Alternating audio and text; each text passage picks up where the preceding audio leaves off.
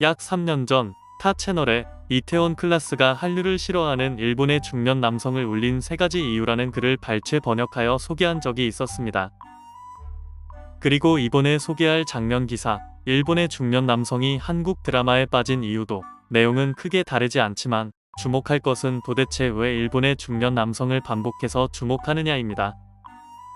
이유는 사실상 일본 중년 남성이 일본 내 한류 전파를 등한시했던 마지막 조각이었기 때문입니다. 겨울 연가로 시작된 1차 한류는 중년 여성층에 집중된 현상이었고 2차도 주류보다는 매니아층 시장에 가까웠으며 3차에 들어가면서부터 본격적인 10에서 20대의 주류 문화에 정착했다고 보는 게 틀리지 않을 것입니다.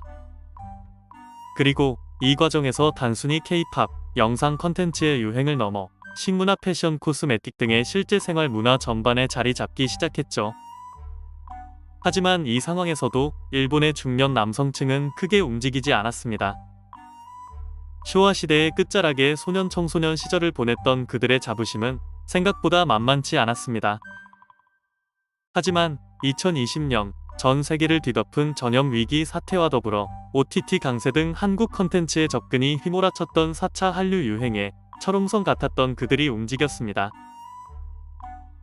물론 수치적으로는 아직 다른 층들에 비해 적극 관여층이 많다고 할 수는 없지만 최소한 한국의 컨텐츠가 과거 그들이 무시했던 수준이 아니라는 이성적인 판단을 하고 있다는 부분은 명확합니다. 그리고 이번에 소개해드릴 기사는 그중 한국 드라마에 관한 것입니다. 번역 및 요약해보겠습니다. 한국콘텐츠진흥원에 따르면 2021년 한국 콘텐츠의 수출액은 5년 전의 배에 해당하는 115억 달러에 달한다는 놀라운 결과가 나왔다. 한국 콘텐츠는 여성들에게 인기라는 이미지가 강하지만 실은 남성들도 적지 않다. 남녀노소 할 것 없이 인기가 확산하는 이유는 도대체 무엇일까? 중년 남성들의 이야기를 들어보았다.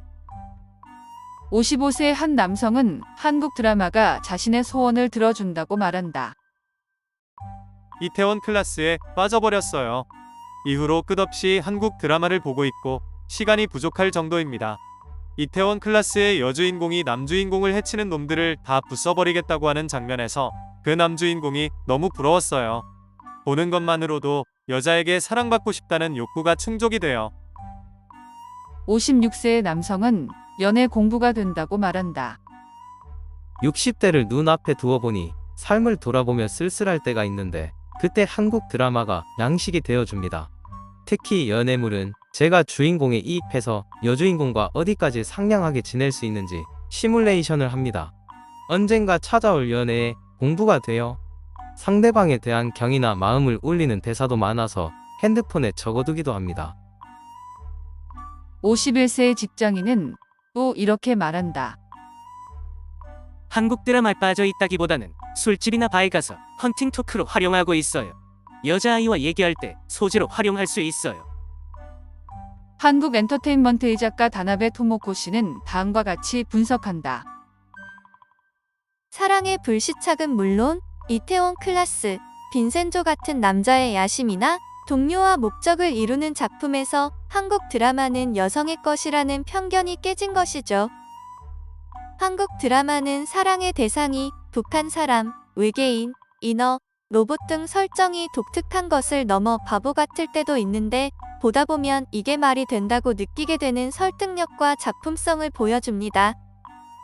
즉 각본과 연출이 좋고 배우들의 연기력이 뛰어나단 거죠. 세계관을 세심하고 제대로 만들어서 수준 높게 완성을 해버립니다. 이 정도의 내용입니다. 뭐 특별히 대단한 분석은 아닙니다. 특히 인터뷰를 한 남성들의 대답은 다소 우습기까지 합니다. 저도 시나리오 등을 끄적이는 작가이기도 하지만 우리나라 작가들의 실력은 그야말로 어마어마합니다. 작가들의 실력이 상향 평준화된 상황에서 누가 뛰어난 아이디어를 가지고 원천 IP를 만드느냐의 전쟁입니다. 현재 영상 제작 환경이 위기임에도 불구하고 투자사나 제작사는 늘 그 원천 IP를 확보하기 위해 혈안이 되어 있죠. 구로사와 아키라 감독의 라쇼몽으로 영화의 꿈을 갖고 러브레터를 보고 눈물을 흘리며 기무라 타쿠야로 대표되는 일본의 청춘 드라마를 보고 왜 우리나라는 이렇게 안 될까? 라고 생각했던 제 어린 시절은 그야말로 추억이 되었습니다. 저는 제 다음 세대들이 궁금합니다. 처음부터 한국 문화의 대중적 우수성을 몸으로 느끼며 자란 세대들은 또 어떤 세상의 그림을 그릴까요? 오늘은 여기까지입니다. 구독과 좋아요 부탁드립니다. 감사합니다.